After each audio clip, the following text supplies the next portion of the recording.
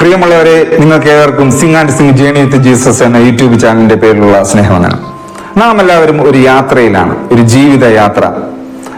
ജീവിതം ഒരു സാഗരമായും മാനസം ഒരു തോണിയായും നമ്മൾ സങ്കല്പിച്ചാൽ ജീവിതത്തിന്റെ മറുകരയാകുന്ന സ്വർഗം എന്ന് പറയുന്ന അല്ലെങ്കിൽ നിത്യരാജ്യം എന്നുള്ള ആ ഒരു മറുകര തേടിയുള്ള ജീവിതയാത്രയിലാണ് നാം ഓരോരുത്തരുമായിരിക്കുന്നത്.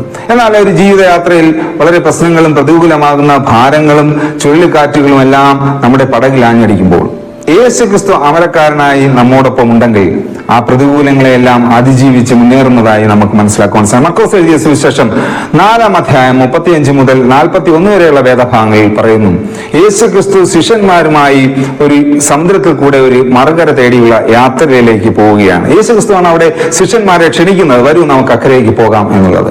ഈ ഒരു ജീവിതയാത്രയിൽ നിത്യരാജ്യം എന്നുള്ള സ്വർഗരാജ്യത്തിലേക്കുള്ള ഈ ജീവിതയാത്രയിൽ നമ്മെ ക്ഷണിക്കുന്നത് യേശുക്രിസ്തുവാണ്. വരൂ നമുക്ക് സ്വർഗരാജ്യം അവകാശമാക്കാം, നിത്യരാജ്യം അവകാശമാക്കാം എന്നുള്ള ആ ഒരു വിളിക്ക് യോഗ്യരായി നമ്മെ ക്ഷണിക്കുന്നത്, ശിഷ്യന്മാരായി നമ്മെ ഒരുക്കുന്നത് യേശുക്രിസ്തുവാണ്. ആ ഒരു വിളി കേട്ട് ഇറങ്ങി തിരിച്ചവരാണ് നാം എല്ലാവരും. ആ ഒരു യാത്രയിൽ പക്ഷെ ഒരു സുഖകരമായ യാത്രയായിരുന്നില്ല. പ്രതികൂലങ്ങളും അവിടെ കാറ്റ്, ചുഴലിക്കാറ്റുകൾ ആഞ്ഞടിച്ച് നശിച്ചു പോകത്തക്ക വിധത്തിലുള്ള പ്രതികൂല സാഹചര്യങ്ങൾ അവിടെ രൂപപ്പെടുകയാണ്. 38-ാം വാക്യത്തിലെ ശിഷ്യന്മാർ തന്നെ, ഗുരു, ഞങ്ങൾ നശിച്ചു പോകുന്നതിൽ നിനക്ക് വിചാരമില്ലയോ എന്ന് പറഞ്ഞ് നിലവിളിക്കുകയാണ്. എന്നാൽ അമരക്കാരനായ യേശുക്രിസ്തു ആ പടകിലുണ്ട് എന്നുള്ളതാണ് അവിടെ വളരെ പ്രസക്തമായിട്ടുള്ള കാര്യം. അവിടെ പറയുക, കാറ്റിനെ ശാസിക്കുകയും കടലിനോട് അനങ്ങാതിരിക്കുകയും എന്നും പറഞ്ഞ് യേശുക്രിസ്തു അവിടെ ശാന്തമായിട്ടുള്ള അന്തരീക്ഷം, സാഹചര്യം അവിടെ ഉണ്ടായി. നമ്മുടെ ജീവിതയാത്രയിൽ യേശുക്രിസ്തു അമരക്കാരനായിട്ടുണ്ട് എങ്കിൽ പ്രതികൂലമാകും പ്രശ്നങ്ങളുമാകുന്ന ചുഴലിക്കാറ്റുകൾ, രോഗമാകുന്ന ഭാരങ്ങളുമെല്ലാം നമ്മുടെ ജീവിതയാത്രയിൽ പടകിൽ ആഞ്ഞടിക്കുമ്പോൾ അതിന്റെ മധ്യത്തിൽ അമരക്കാരനായി, ആ തോണിയിൽ അമരക്കാരനായി യേശുക്രിസ്തു ഉണ്ടെങ്കിൽ അവിടെ യേശുക്രിസ്തു അതിനെ ശാസിച്ച് അല്ലെങ്കിൽ അതിനെ നിർമൂലമാക്കുവാൻ, അതിൽ നിന്നുള്ള വിടുതൽ നൽകുവാൻ, അതിൽ നിന്നുള്ള വിമോചനം നൽകി നമ്മെ മറുകര എത്തിക്കുവാൻ ശക്തനാണ് എന്നുള്ളതാണ്. നമ്മുടെ ജീവിതത്തിലെ ഏത് പ്രതികൂല സാഹചര്യങ്ങളും കാറ്റിനെയും കടലിനെയും ശാസിച്ച് അടക്കുവാൻ ഒരു സമാധാനപരമായ ശാന്തപരമായിട്ടുള്ള ജീവിതയാത്ര മുന്നോട്ട് പോയി സ്വർഗരാജ്യം എന്നുള്ള നിത്യരാജ്യത്തിന്റെ അവകാശത്തിൽ എത്തിച്ചേരുവാൻ ദൈവം നമ്മെ എല്ലാവരെയും ഈ ഒരു ധ്യാന ചിന്തയിൽ കൂടെ നമുക്ക് സഹായിക്കുമാറാകട്ടെ. അതിനായി നമ്മുടെ ജീവിതത്തിലെ നമ്മുടെ അമരക്കാരനായ യേശുക്രിസ്തുവിനെ സ്വീകരിച്ചുകൊണ്ട് മുന്നോട്ട് പോകുവാൻ നമുക്ക് ഒരുങ്ങാം. ദൈവം നമ്മെ എല്ലാവരെയും സമൃദ്ധി അനുഗ്രഹിക്കുമാറാകട്ടെ. ആമേൻ.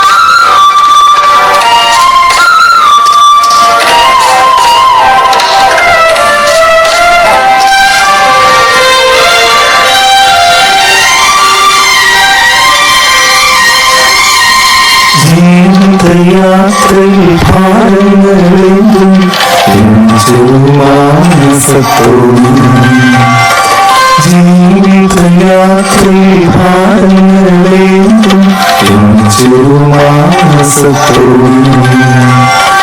കടലങ്ങൾ തട്ടിത്തകരുമ്പോൾ തീരം തേടിയലയുമ്പോൾ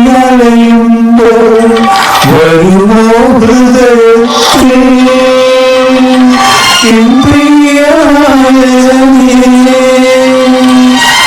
അമരത്തിരിക്കാൻ വഴികാട്ടിയാലും അമയൂയൻ ചാരേ ഈ ജീവിതം ഒരു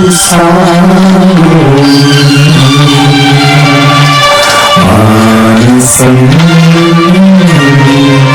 ഒരു തോണി.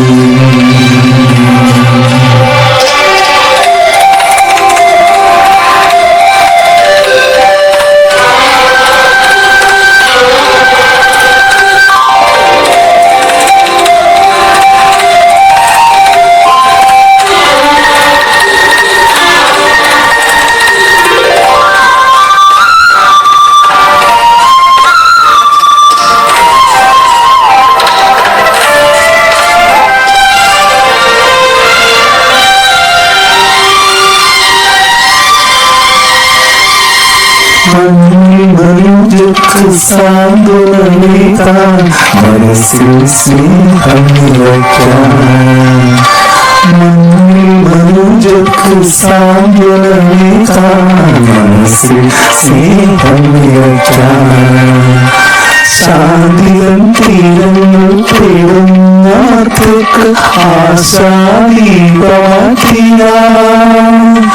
തരുണ സ്നേഹാമൃതം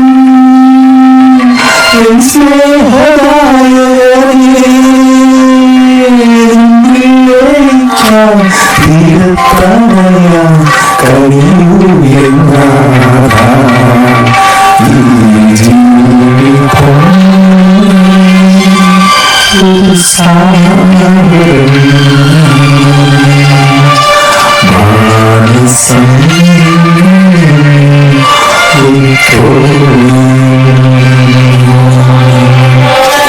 ഓളമേ കുച്ചോള